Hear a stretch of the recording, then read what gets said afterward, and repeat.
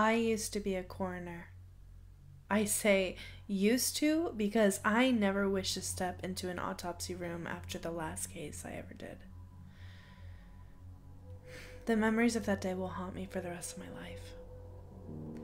I had just gotten my state license and quickly received my first real job in a forensics laboratory. We dealt with many cases, each one more gruesome than the last. A shooting here, a stabbing there. We even received a case where the husband had killed his whole family and then hung himself. I learned to deal with the gruesomeness quickly. I had a strong stomach and had always found the human body fascinating. Sure, the smell wasn't all that delightful, especially if a corpse had been sitting in the hot sun for some time. But this minor nuisance was easily pushed to the back of my mind. Then, she came in. By that, I mean she was wheeled into the room on a stretcher, the sheet covering her practically drenched in blood.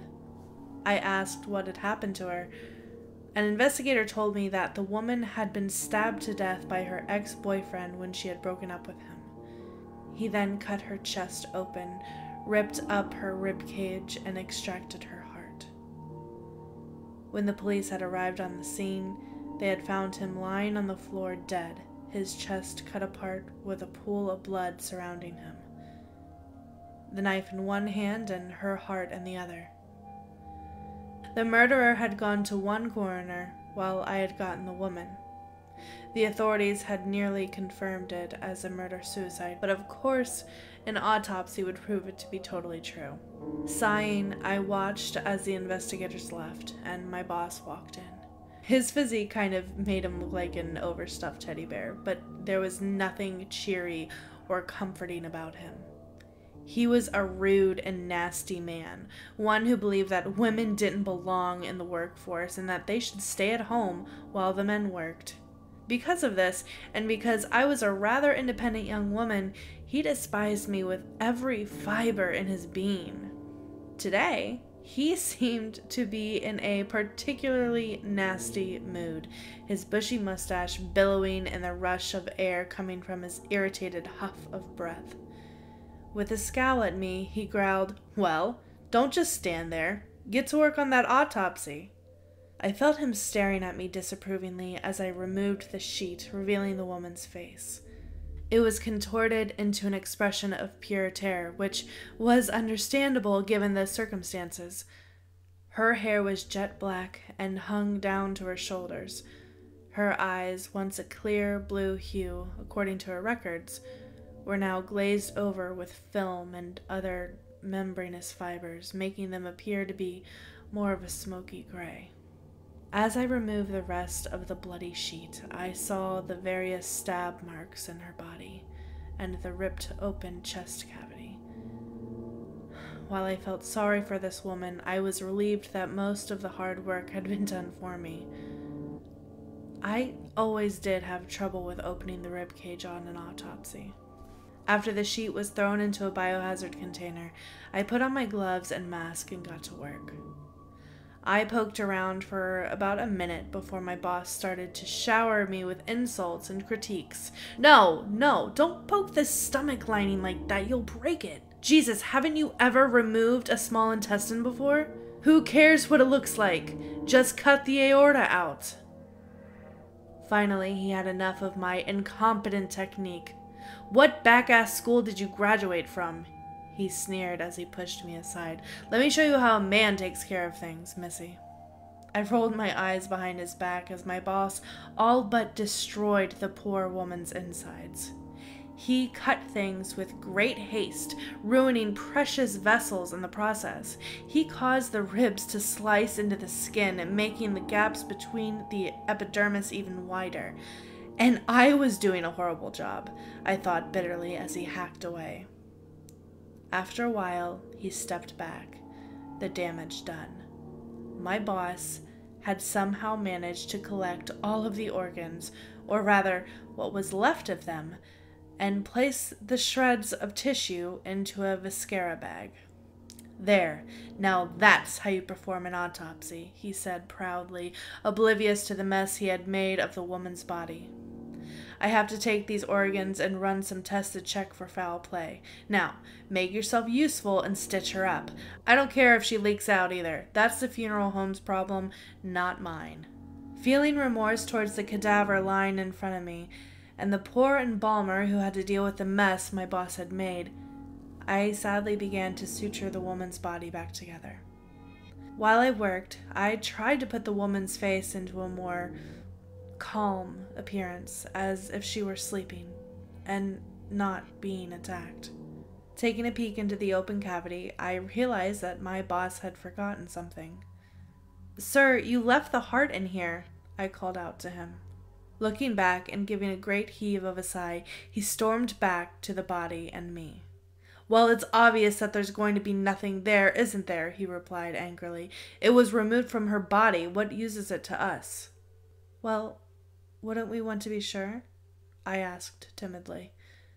And my boss growled back, scooping up the heart and throwing it somewhat violently into the viscera bag, complaining about useless tests. He then turned on his heel and stomped back the way he came. I shook my head and returned to my suture work. However, something made me stop. I felt a presence, as if someone was standing next to me.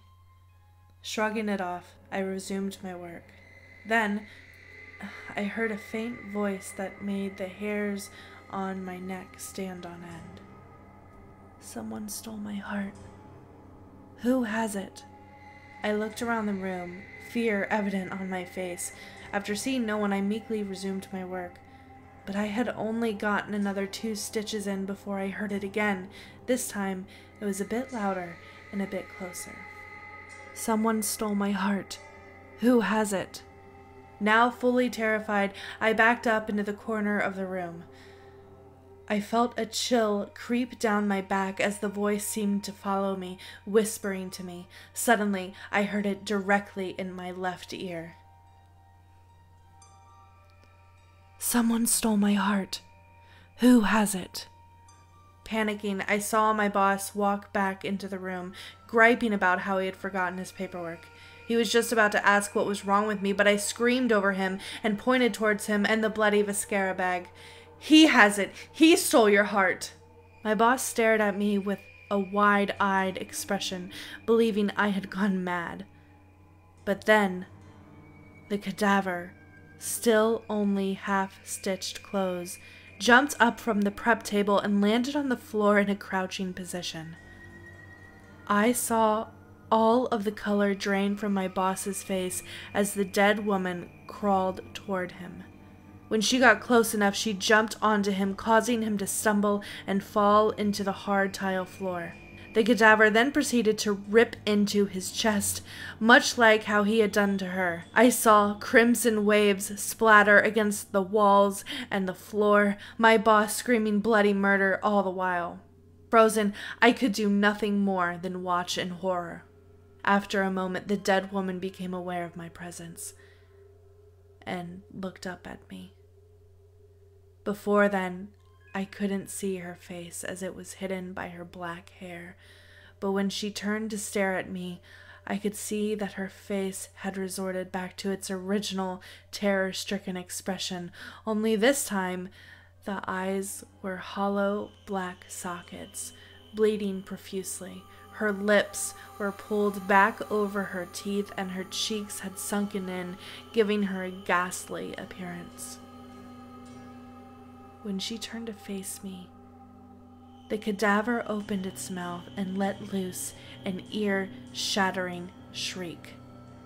This cry was not human, nor animal, nor any living creature I could ever imagine. The sound was one of pure evil. Once the cadaver screamed at me, I bolted. I ran from the laboratory, never to return. The investigators ran to the sound of the woman's inhuman yell, but by the time they had got there, the deed was done. The cadaver was back to its former limp self, lying on top of my boss's corpse. My boss was drenched in a pool of blood, with his chest ripped open, a scalpel in one hand, the woman's heart in the other.